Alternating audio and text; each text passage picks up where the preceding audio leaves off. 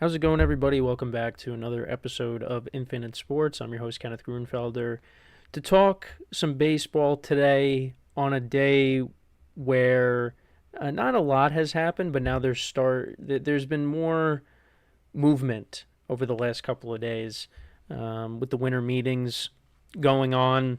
And I wanted to talk primarily about the New York Mets and what has happened with their team, and they're going to be a different looking team next year with some of the guys that have now departed. And two key guys from this team are no longer going to be with the team, and that is their all-star closer Edwin Díaz and their all-star first baseman Pete Alonso. Both players now have departed. Edwin Díaz signing a 3-year contract with the Dodgers. So the Dodgers, one of the weaknesses, well, really the only weakness of their team last year was their bullpen, or this year was their bullpen. And they go and they add an all-star closer, the best closer in the game, arguably. And then with Pete Alonso, he today signs a contract with the Baltimore Orioles, a 5-year contract. So the Orioles trying to improve their lineup, trying to get themselves back into the conversation in the AL East after a disappointing year in 2025. And, well, really the last couple of years. After 2023, you win 100 games, you win the division. Now, the last couple of seasons, you fall out of the wild card, or you're in the wild card, you get eliminated, and then you don't make the playoffs at all in 2025. So the Edwin Díaz contract, the specifics of it, Diaz got a 3-year, $69 million contract from the Dodgers. I believe there are deferrals within within this contract, and then Pete Alonso gets a 5-year, $155 million contract, and I think he has now the highest AAV among first basemen in MLB history. I think that was a tweet that I saw from Jeff Passan. So Alonso stays on the East Coast, but he changes to the American League, and he is a Baltimore Oriole. So, yeah, Met fans are not happy, obviously, because these are two guys that Met fans really wanted back for the most part, and I thought that, I kind of co-sign on that as well, because Edwin Díaz is a very good closer, and he's done well for the Mets. I mean, outside of that first year, he's been rock solid for them. I know he got hurt in the World Baseball Classic a couple years ago and, missed the whole year. But he's been money for them. And then for Pete Alonso, he was kind of that guy that you looked at to be an all-time Met. And it just did not materialize that way. And I think after how the negotiations went down last year, where it kind of took a while, and it wasn't looking great, but Pete eventually signed with the Mets with the opt-out. You kind of figured if he has a good year, he opts out, he's probably not going to come back. And the Mets are probably not going to, be the highest bidder. And that's kind of what happened here. I didn't really like the chances of Alonso coming back to the Mets. I was an advocate for it. I was with with most Met fans for that, because I know there are definitely Met fans that probably didn't want Pete back and are fine that he's gone. But I think Pete Alonso should have stayed a Met, and that did not happen. Now, as a baseball fan in general, seeing Edwin Díaz going to the Dodgers is definitely irritating, because the Dodgers just continue to add, even having them winning back-to-back championships, they continue to add and look to win more. And it makes it more likely that after the 2026 season, there's going to be a lockout. And it's going to be an extensive one, and it could be one that prohibits baseball from being played in 2027. Because owners are getting fed up. But what I would say is, you could have had him too, But also, I think, comes down to players too. Some of these guys, the Dodgers want them. They got a chance to win a ring. They're going to jump on the ship. And Edwin Díaz, I think when he spoke with the media not too long ago. He said it was like 50-50 that he's going to go back to the Mets or he's going to leave. And I had a feeling he was going to leave based off of that response. And then you see the Mets go and they sign Devin Williams, and that makes you think, is Diaz going to come back? Because I think if Diaz comes back, you got yourself a very good back end of the bullpen with Devin Williams and Edwin Díaz. But now Devin Williams is going to be the closer for the Mets, which I think could be an issue. Could be an issue for them. But yeah, Diaz going to the Dodgers, it's just he addresses a weakness for them because they had Roki Sasaki basically stepping into that role late in the season, in the postseason, and he was doing very well. But they want him to be a part of that rotation.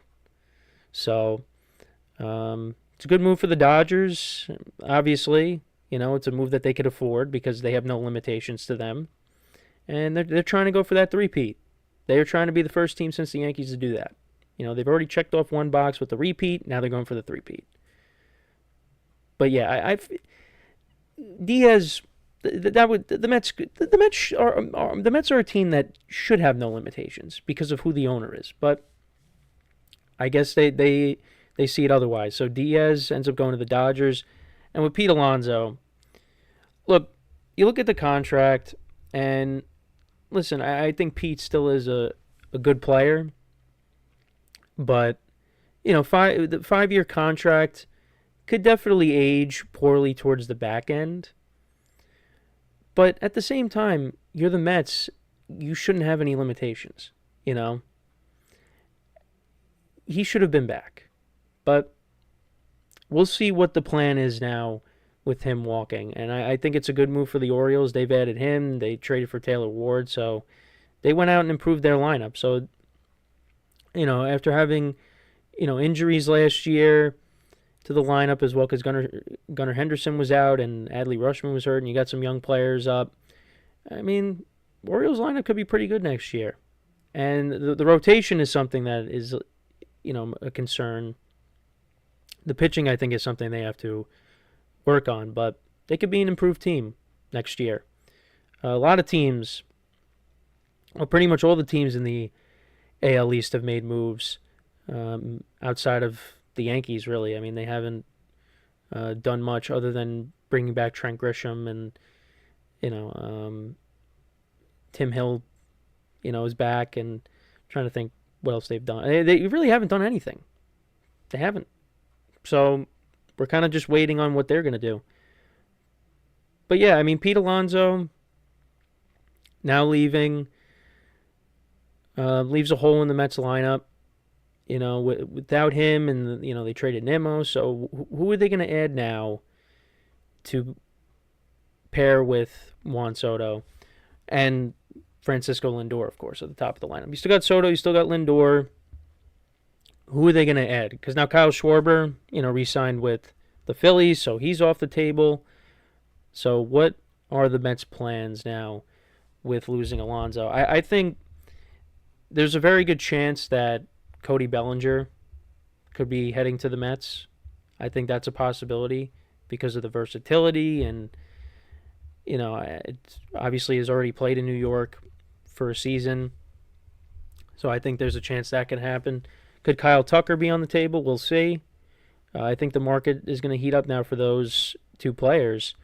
And I think either it's going to be the Mets or it's going to be another team. I don't think Cody Bellinger is going back to the Yankees as of right now. I don't think it's going to happen because with Trent Grisham now accepting the qualifying offer, and you have the two young outfielders in Spencer Jones and Jason Dominguez, and the Yankees don't seem like they're going to be a team that goes the extra mile to bring him back from the reports you're getting. Yeah, I don't see it. I don't see it. But we'll have to continue to wait on that. Also, another thing with Edwin Díaz. So apparently he was kind of blindsided by the Mets just signing Devin Williams. So maybe that also played in a role as to why he didn't want to go back. Felt some kind of betrayal, I guess. I don't know.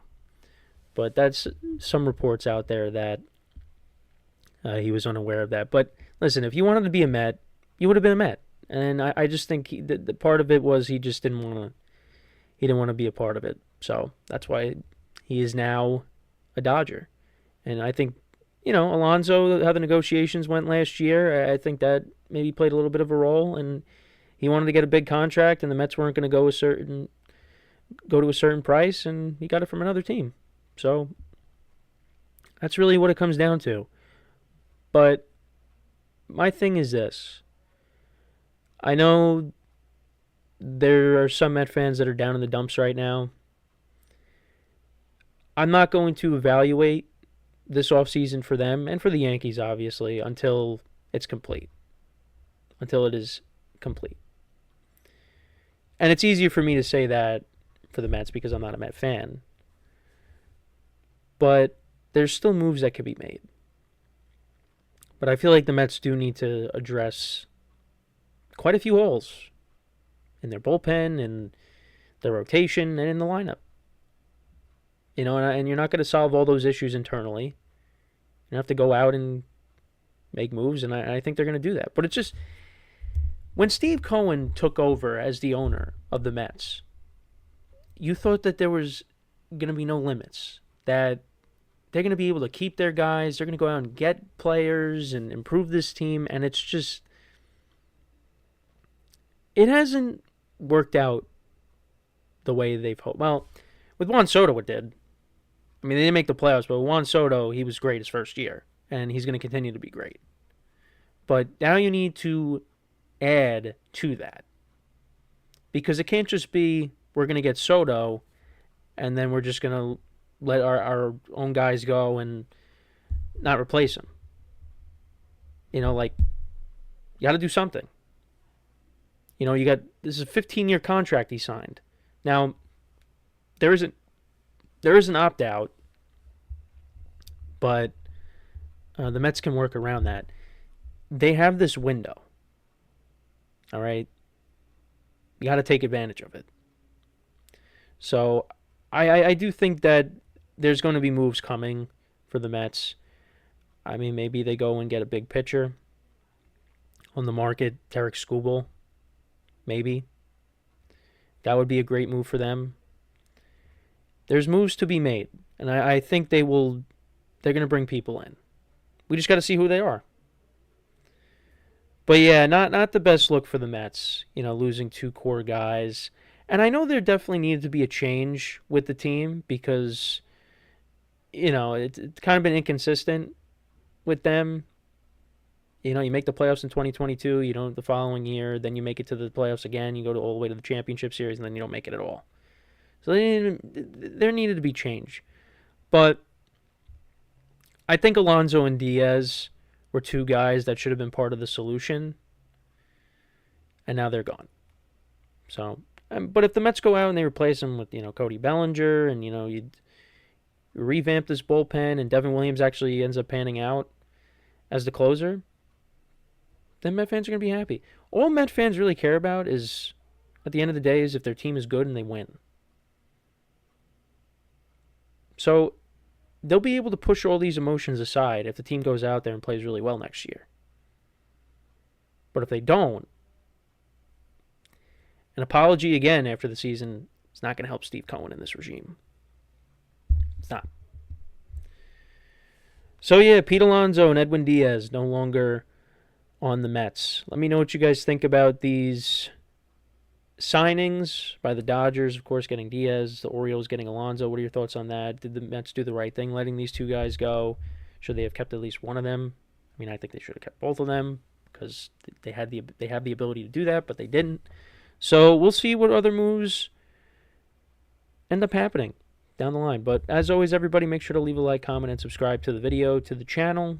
Make sure to follow us on the social media platforms in the description below. And wherever you get your podcast, you can listen to us as well. Just look up Infinite Sports, and you'll find us there. And as always, everybody, I'm your host, Kenneth Grunfelder, signing off. Have a good one, and I'll talk to you guys next time. Take care.